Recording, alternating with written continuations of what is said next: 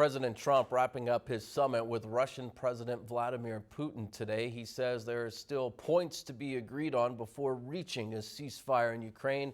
Tonight, Fox News correspondent Connor Hansen in Anchorage with a look at the talks coming up.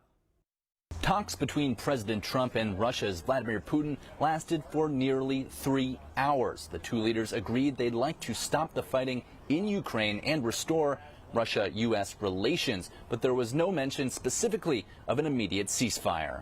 President Trump and Russian President Vladimir Putin began their high-stakes summit with a handshake, but ended without a ceasefire in Ukraine. We'll call up the various people that I think are appropriate, and I'll, of course, call up President Zelensky and tell him about today's meeting. It's ultimately up to them. We need to eliminate all the primary causes of that conflict and agree with President Trump that naturally the security of Ukraine should be ensured as well. After greeting one another at Elmendorf Air Force Base, the two leaders took President Trump's limo to the summit site where they spoke for more than 2.5 hours. President Trump says he wouldn't accept anything less than a ceasefire during Friday's talks. To end the fighting, Moscow has called for an end to Western weapons shipments to Ukraine and demanded Kyiv give up territory as part of any potential peace deal. There were many, many points that we agreed on, most of them, I would say, a couple of big ones that we haven't quite gotten there, but we've made some headway. Trump suggested there will likely have to be some give and take on boundaries,